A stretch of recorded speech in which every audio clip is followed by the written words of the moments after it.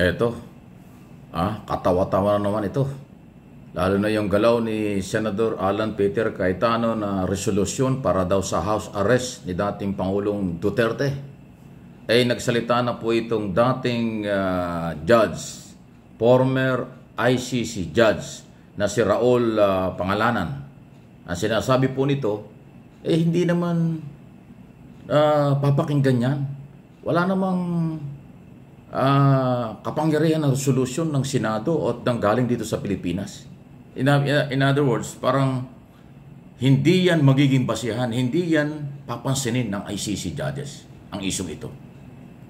Parang sinabon itong si Alan Peter Cayetano na nagtutulak nito na resolution to house arrest. Panlokal lang pala yan. Loko na. Ito, pakinggan nyo yung paliwanag po nitong former ICC judge. Ganda ng pangalan Pangalanan. Yun ang kanyang apelido. I mean, of course, it can always be conveyed to the court. Yeah. I don't know who will convey that, who will transfer that information to the court, but whether it will carry any weight, I doubt it. The interim release can contain conditions. And I imagine if the three grounds, one of those three grounds anyway, is satisfied, the humanitarian elements might be taken into account in the conditions. But I don't think they will go as far as what the senators are looking for. Yeah. Because that is something we do in the Philippines. There's some VIP jail somewhere. If it happens, it will be the first time. Nakatawa, parang nangyayari lang daw sa Pilipinas yan. Parang kaibigan o politika lang na nakikialam yung walang kinalaman sa kaso. Parang pinagsasampal dito si Alan. Parang style ng mga politiko sa Pilipinas, pakialaman yung trabaho ng korte. Kasi nangyayari dito. Pagka-alyado nila, nakakulong, ka-alyado nila, may kaso, pinakikialaman yung trabaho ng ating korte. Kaya nga nakakatawa, parang sinasampol dito. Sa international, hindi daw pwede yun. Sort of a VIP arrangement for a prisoner. Ayon din kay Pangalanan. Malinaw na sinasabi. Ayan Ayan, Alan Peter Cayetano, abogado ka pa naman. At hindi lang abogado yung si Alan, basta-basta abogado. Dati po yung nagpapatupad ng foreign policy. Kasi yan ay dating Foreign Affairs Secretary ng panahon ni Duterte. Di ba? Yan ay senador, pero iniwan yung pagiging senador at naging Foreign Affairs Secretary. Ayun po ang trabaho ng Department of Foreign Affairs. Ipatupad ang mga foreign policy. At ang chairman ng foreign policy ay ang Pangulo ng bansa. O di ba? Ang haba ng karanasan niya sa pagiging abogado, politiko, at foreign policy. Pero itong issue tungkol sa ICC, hindi yata niya naabot ng kaalaman. Biglang dadaanin sa resolution. Kaya pala kahit na pumirma yung 24 na senador, although di naman mangyayari yun, magiging garbage lang yung resolution sa house arrest ni Duterte. Pan-local lang yan daw, Alan. Pang-local politics, pang-local court, hindi pwede sa international. Naloko na, kaya hiya naman yan. Ano ba yan? Kasi makasaws, iwan ko ba? Hindi lang yan na resolution sa Senado, di ba? May resolution si Robin Padilla, na resolution naman para pauwiin. Yun, isa rin yun, suntok sa buwan yun. Yung interim release, di ba? Yan gusto nila. Naku, talagang kakaiba. Bakit kaya... Ano bang iniisip nito mga politikong ito at mga senador na sila'y senador ng Republika pero ang galaw, senador ng mga Duterte at kaya-hiya lang. Puro sablay. Isipin mo, mga abogado ang nagsasabing illegal or wala sa lugar or walang kahinatngan ang galaw ng kapwa-abogado at senador pa ng Pilipinas.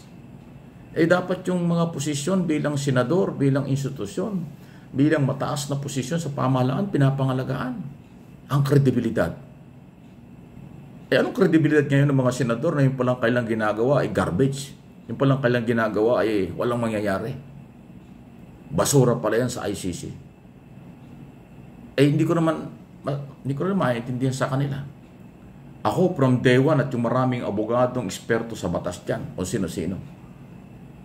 Nung araw pa, simula nang mahuli si Duterte, wala na tayong jurisdiction Wala na tayong magagawa dyan kasi hindi tayo member, kasi yan ay kontrolado na ng International Criminal Court. Kung ano ang gagawin kay Duterte. Kung papalayain o hindi, before trial or during trial, kung ano, ang korte ICC ang mayroon diyang control. Hindi Philippine government, hindi Philippine court, kahit ang Korte Suprema, kahit ang Pangulong Marcos, kahit ang buong gobyerno, maglupasay, hindi.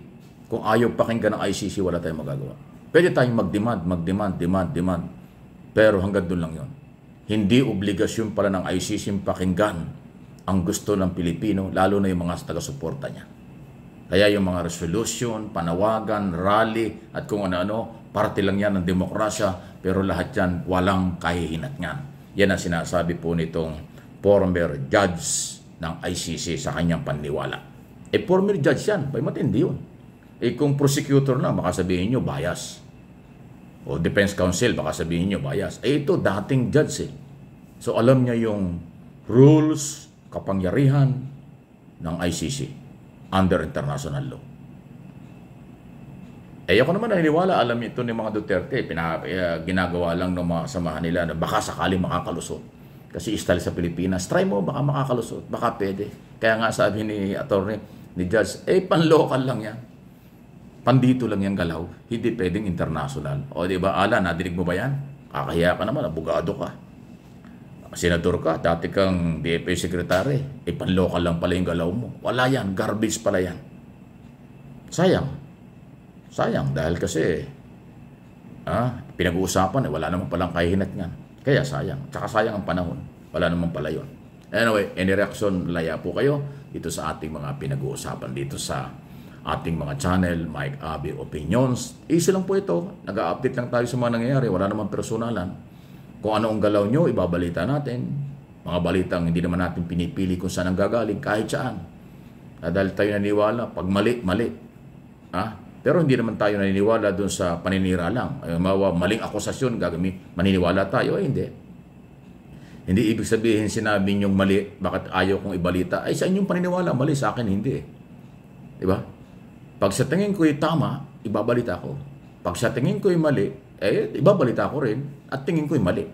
Pero yung kayo magsasabi, lalo yung mga DDS, balita mo ito, Mike. Pero ang tingin ko, propaganda lang, mali naman. Ba't ko gagamitin yan? Ba't naman ako susunod sa inyo? I know my job. Alam kong trabaho ko bilang political blogger at bilang, sabi natin, veterano na tayo sa malayang pamamahayag.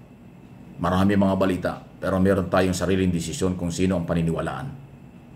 Hindi lahat ng balita ay totoo. Hindi lahat ng impormasyon ay pakikinabangan. Hindi lahat ng impormasyon ay dapat gamitin. Hindi. May sarili tayong pagdidesisyon kung ano ang tama at mali. Kahit sabihin pa ninyo na ganitong gobyerno, kung laway lang yan, paratang lang yan, akusasyon lang, walang dokumento, garbage sa akin yan. Pero pag ako nakakita ng mali kahit sino, taga-gobyerno ba na sa labas ng gobyerno, gagawin kong topic, paninindigan ko yan. Yan ang prinsipyo ng aking mga channel at ng inyong lingkod. Hindi po tayo nagayabang, nagpapakatotoo lang, sakripisyo at paninindigan ang pinaglalaban dito. Please like and share, subscribe and follow kung hindi pa.